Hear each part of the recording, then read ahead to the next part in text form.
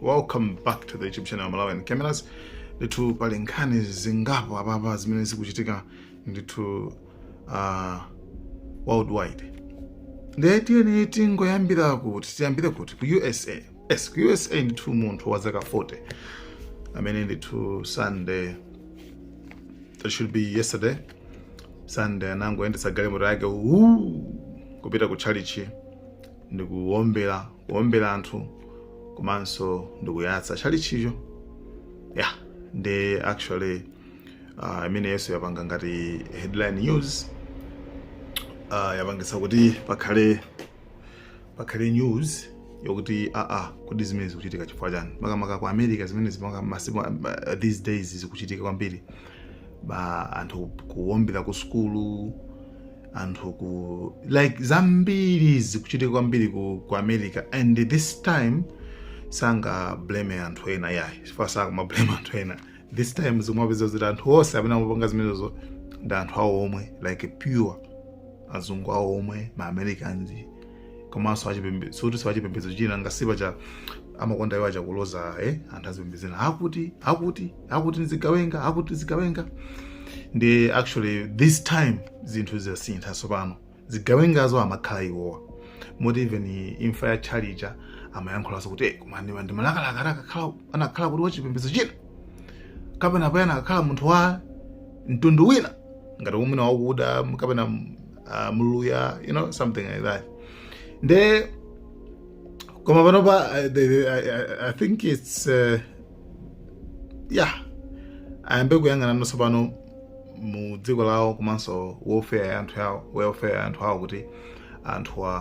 akumakhala bwanji. Kwambiri kwake mayiko achizungu kwambiri imachuluka kwambiri ndi depression imene ndithu kukhala ndi nkhawa. Mwina ku Malawi it's not sikwenikweni, it's only mwina ma issues amene mapezeka ndi I don't know tizibwezi tatha kenako anthu ena amakhala ndi depression kenako ndikuzipha. Komano sikuti ili high kuti mpakana modandaulitsa kuti koma ndapa ndepali I don't know, maybe you can argue with on that. Komano tupanga compare ndi ku America ako azungu amakondo amakhala depression kwambiri. Mwina maybe I don't know, kamwina amakhala kuti muna zambiri ali nazo sali busy akusowa zochita chifukwa depression kwenikweni makumanaso ndi nthawi zina kuti uli ndi nthawi. Like for example, iweyo ukudzuka mamawa uli busy ukasaka chakudya utamanga nthawi yokhala basi ndi kumalumadzala nkumalira uyipeza kuti kumadandaula uyipeza kuti so maybe amalayi first ndi depression zathu ndi madandu athu kumano chifukwa cha mavuto tuzoti nkhawa ija sikupeza malo. Ndi ma-update abwerabe pankhani yokhuzana ndi kuwomberedwa amene kundithu moti anthu okwana 5 amwalira, anthu okwana not 5 sorry, anthu okwana atatu amwalira komanso ena avulala kwambiri ku chalichi imenechi. Ndi zimene ndi zakhala zikuchitika nthawi itali kwambiri ku America ako. Okay, chabwino nkhani ya number 2 then tilowe ndithu ku Ukraine kumene ndithu Russia yaphulitsa kopsa kumeneko komanso kuphatikizaponso aponso ndi kuphulisanso ndithu embassy ya NATO. Why akuti embassy ya NATO? Chifukwa ndi embassy ya Poland, but tinataka kuti anthuwa amatokosolana kudzera mwa wina wake chifukwa akuluakulu saima chonchi one by one chonchi kuti ntithibulane ndi amangotokosolana kudzera kuntokosola wina wake ndi kenako aziti wampanganja amene. Ndi iwo ndithu Russia ndithu yaphulitsa anthu kumeneko ndithu moti anthu ochuluka ndithu avulala ku menekuku ku Ukraine, especially embassy imeneyi. And pakatali panopa zimene zikuonetsa kuti zipanga escalate, zipangitsa kuti mkangano ikule kwambiri chifukwa cha zimene zizi kumbali ya Zelensky ndewangoti chonde tipase pressure Russia tipange pressure imene iyi kumbali kuna ma sanction tipase zibalo tipasa chane zibalo zimene zikukanika ziti maiko aku Europe sakusiyabe kugula gasi sakusiyabe kugula mafuta ku dziko la Russia iwo avutike chifukwa cha nkhondo ya Ukraine aibenze ntchito iwo azisowa mafuta mdziko mwawo chifukwa tisagule kuja ku Russia so kaso mafuta ochipa actually ndi zinthu zimene ndithu zikuchitika kumene kuku that's a second thing. Pali dziko lina nkhani ya number 3 pali dziko lina lochitwa ndi Moldova dziko li ndi neighbor ndithu wa Russia koma mdziko limene liso mwapeza kuona kuti munapezeka zipani ziwiri avota munalizo zisankho munapezeka zipani ziwiri zipani zina timati pro Europe chipani chinachi ndi pro Russia chipani like mudzikomo chipani ichi like chima meri pangira anthu kuti uyu akusapota mbali ya uku uyu akusapota mbali ya uku enawo amasapota Russia ena amasapota azungu aku Europe nde anavota kumene kuku and after kuvota zisankho zatuluka nthu should be leroli zimene zapezeka kwana kuti ma pro Europe ndi amene awina mu dziko limene lili and dziko li ndiona kuti lili ndi neighbor wa Russia Moldova ndeno dziko limene lili nde ma Europeans awasopano nkhani ndiona kuti azipangamo chani menemo nangasila khangati pati yawo ndimene yawina menemo pamene pangabweso akangopangaso zibwano zoti muutike muneto tulotse muneto ndikuti Russia so iwe thibulanso momwemonso remember kuti even Ukraine akuithibula nkhani yake imwe chifukwa sikulengeza kuti sikusalenda kuti basi neto sitibweretsa mdziko mwathu muno ayi sikusalenda yake mwa ikufuna ibweresebe neto mu Ukraine ndi akungoithibula.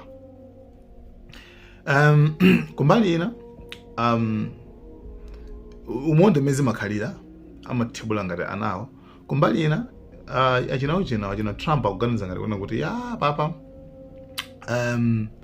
Russia yafoka yatere kumbali ina ma tricks anthu angati amene wawo nkhondo sikuti like Ukraine sura angayilumira mano kuti ngati pana kuti it's like umenyana ndi kamwana kana kake nde kamwana kaja like kumoyo kudziwa bwino kuti amene ali kumbiyo kwa uyu ndi ndani, right? Iwo kudziwa bwino kuti amene ali kumbiyo kwa uyu ndi ndani ndeweyo ukungukatibula mambama apang'ono kuti kakanene kuti kakanene kuti upito kanene kuti iyo amene amakutumawo ngati ndi mphamvu abwere tuone. You see, so that's what is happening. Nde akupanga mistake yona kuti economy ya Russia yatere komanso akumayuza kuti itengeso ma territories malo amene Russia inalanda mu Ukraine akuti ilande pamene popo pamene zapangisa kuti even Russia yambe kwathibulaso kwambiri mpaka nakubamba chani pakupulisa uchene embassy ya Poland ndiyo imene kulikale mavuto enaso ku ona kuti panagama bomba pacha ku dziko la Poland. Ndi anyway tidikira malizatsi ona kuti nanga nkhani imene ikula motani zifukwa mavuto ndalipo ranthu atakuti mavuto alipo koma nkhani ikulu anthu akungosakana kuti tufuna inuyo. Nde JD Vance amene ngati vice president wa Trump wana kuti Russia vomereza iweru Russia tovomereza iweru uzationa economy yako chanchani angokakabya economy chanchani like sakubaya straight kuti Russia okay Ukraine akubwerekesana ya Ukraine mubwerekesedwa America ingati kuona kuti Russia yafoka yatha banja America sikupita yokha banja America sikunyamuka yokha straight ndikupita kukamaliza ntchito banja sizikutheka zimenezo akuuza Ukraine basi mukhoza tenga somalero amene makuti plus ali ndi limit akuapasa limit yona kuti simukagwisa ntchito ma long range missiles mabomba atali simukagwisa ntchito amagwisa ntchito ma drone pamene anashayo even lero yagwisa ntchito majani ma missiles ataliwo yagwisa ntchito imagwisa ntchito rashayo right chabe kuti mabomba ina onongacha mabomba amene Putin amaletsa kugwisa ntchito isalaka mangosera choncho koma kuti yambe nkhondo yeniyene mudziwa kale simene kutsaka kuti kuli manyukiliya ngati mudziwa kale zimene zonso nde kuli ijai ya dead hand ija imene yokhaza anangoyipangiratu kuti if anything happens mutha kuyicheka pa Google imene dead hand imene if anything happens chikazangopanga detect nyukiliyayo ikazangopanga detect kuti I think dziko la Russia ilaonongedwa nyukiliya idzaphulika yokha izinyamuka yokha ndikukaphulitsa kumene na ilo zako ku Europe ndi ku America nyukiliya imene nde nyukiliya nemakhala mapero ankhondo nde sometimes akumayankhula kumabe still amapeza kuti akwananibe amakhala ngati sakubwera ndi action amangokankhira kamwanaka tapanga akumpwetekesa Ukraine akuyipwetekesa kwambiri Ukraine walemba makalata kuti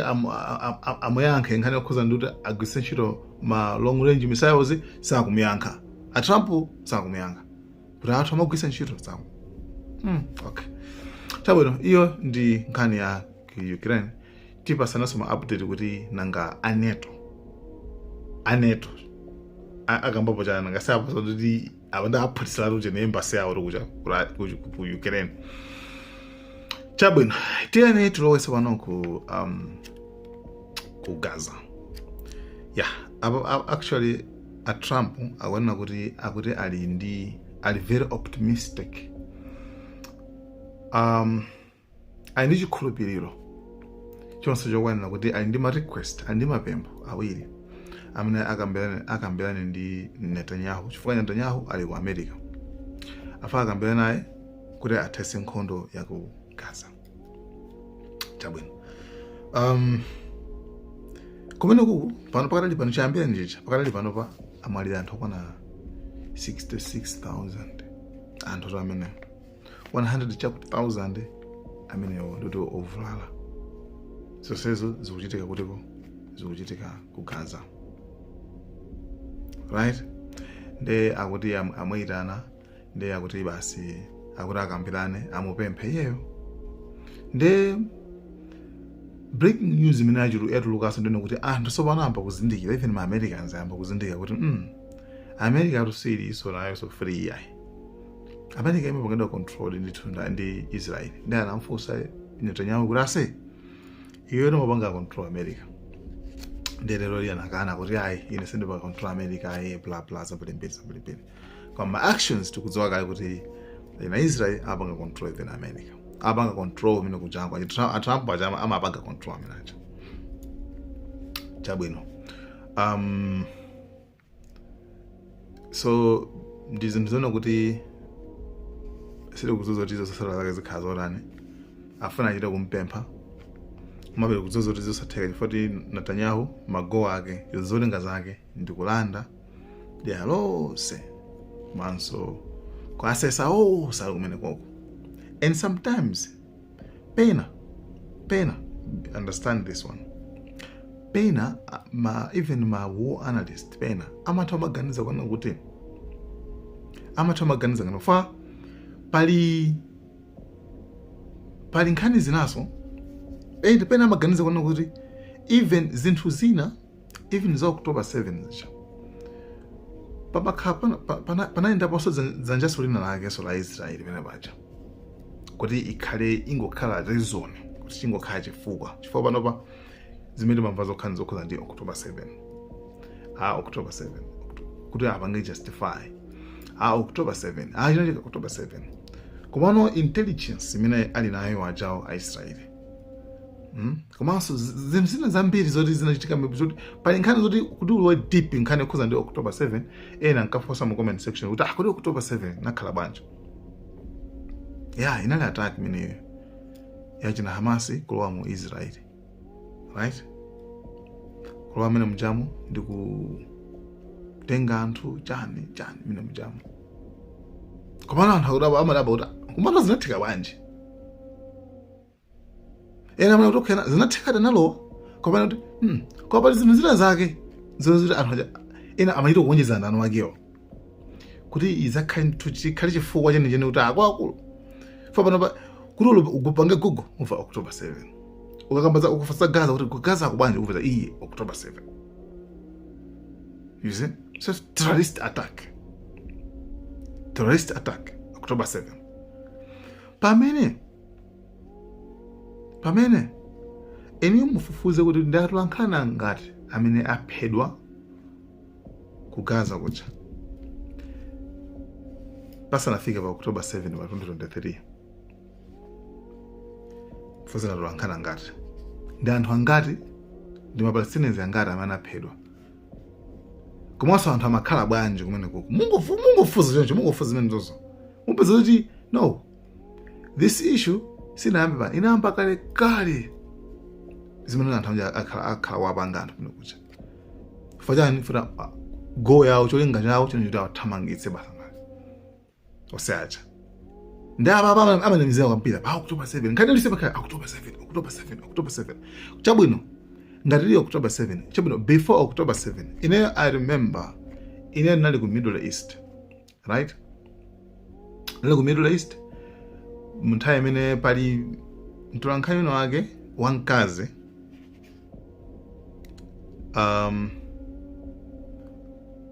ndi muluya koma ndi Mkhristu. Mtolankhani amene anaphedwa ndi Maisraeli komweko endi pamaliro pake atatenga bokosi kupita kumanda. Asilikali a Israeli anapangaso chipongwe anthu amene anapaso kushuta anapaso kwaomberaso koma this and nthawi iyi inali around 20 between 2020 ndi 2019 between zaka ziwiri zimenezi ndi October 7 inachitika 2023 ndi nthawi okay before October 7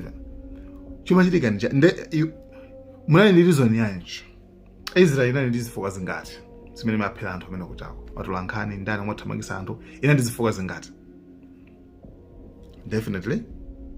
0. ndi iyo tikuzoka kale kuti kubwera kunabwera pakusuti zitheka zimene zinafuna Trump zo ngakhale Trump yonse nayiso aliso mgulu lonse lomweyo so ndomwe basi omweyo even abantu basoje nani Kamala Harris awokamba sozokhuzanso ndi yayi kangana kuti ife tikukhuzidwa kwambiri ndi ujeni ndi zimene zikuchitika ku Gaza iwe mnali mboma mwemo mapereka sozedaso kuti ku Israel pereka zida kuti basi aphena nthu amene ajawo nde pempho la Trump silitheka imene lolo chifukwa iwo go yawo ndiyoti ndiyapatale kwambiri afuna ndithu kungolanda malo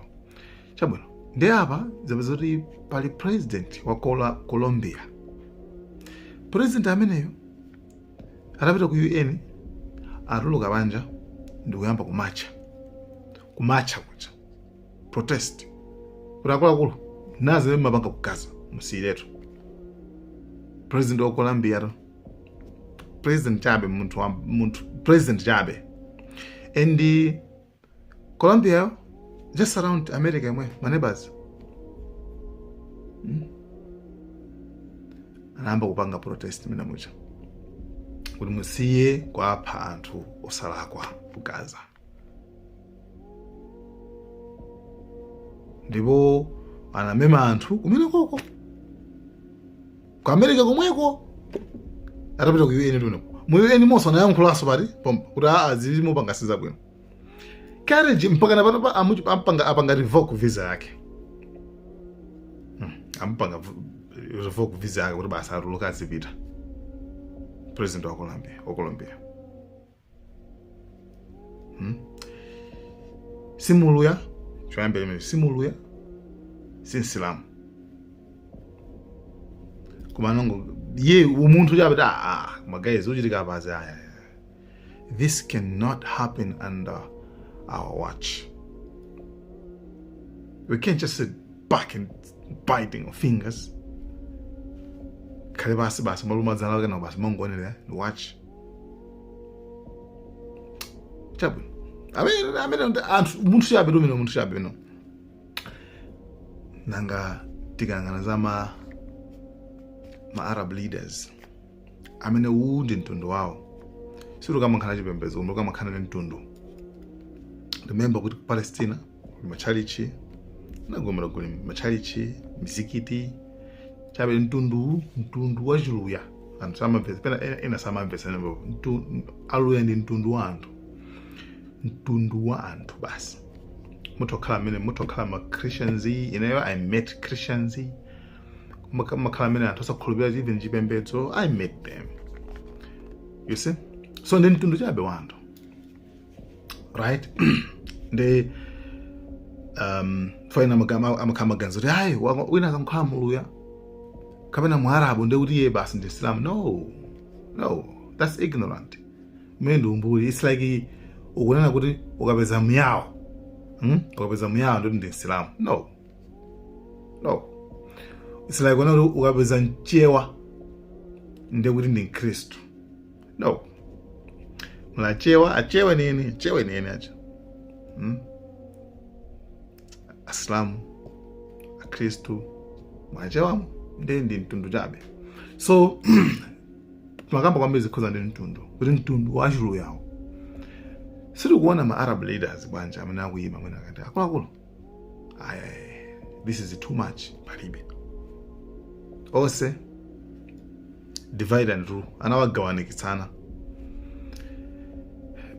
kombale khoza ndi zambiri mbiri zochitika mangoza musatele basi aliyese ali quiet wina aliyese wamkhajeta, right? Ndi izo ndithu ndi nkhani za kumene kuko kama chabe chimene timafuna ife nchona kuti we don't care. Tungofuna kuti Nelson Mandela anayankhula kwana kuti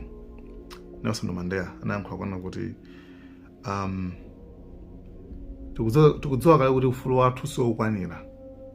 popanda ufulu wa Palestina. Like tukhala mudziko kwa mudziko lona kuti tukupanga sofilo kuona kuti komatu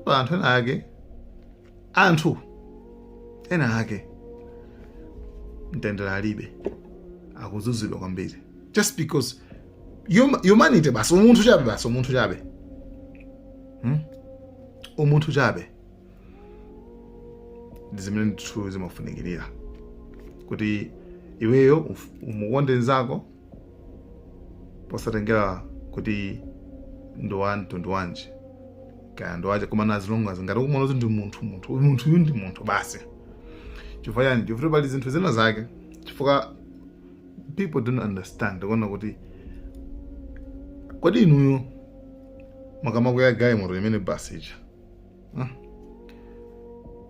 mumafusa kuti kurasi umapemphera mpengo wanje no mangokwera kurasi iwe umarani ndiwe umakhulupirira yani no mangokwera. That means pali ubale wachilengedwe umene anthu fetele nawo wachilengedwe nanga ndi munthu yali munthu basi ubale ulipo wachilengedwe timayiwala zonse timayika uko zonse timaziponyera uko ndi timagwisa ntchito ubale wathu wachilengedwe umene timakhala wa tsiku ndi tsiku.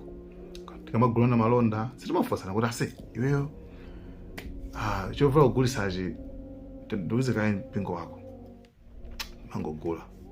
ndoteja utothandiza ifeso tamuthandizaso. So interaction imene iyi imene timakhala nayo mu society mwathu kuna kuli koso imene timakhala so says zizi zingoyo zimangoyikira umboni zimangotithandiza fe kuti tizipanga understand kuti umunthu ndomene unatsala kumene tili nawo ife anthu fe regardless kuti kaya sukhulupirira mulungu kaya makhulupirira mulungu kaya uli mpingo wanji koma anthu fe ndife pachibale ndithu and pali zinthu zambiri zimene zimatibweretsa pamodzi and sizingatheke kuti gulu lina likhale bwinobwino moyo wawo wa tsiku ndi tsiku popandanso gulu lina. Talking about azipembedzo chanji maona iniyo uvize munthu wakwera ndege amene akwanisa ndege sakhulupirira zinthu za mulungu koma akuyendesa akuchotsa malo ena akusiya malo ena, right? So that's it. Ndimene ndithu zimakhalikirira ndeti ungofuna zoti papezeke ndithu ufulu wina aliyense akhale ndi ufulu. Ndale zonse zimene akumapanga achina Netanyahu, ndale zomati yayi October 7 yayi Hamas yayi zinthu ngati zimenezisa ndi ndale chabe basi, koma akufuna kuti ndithu angopanga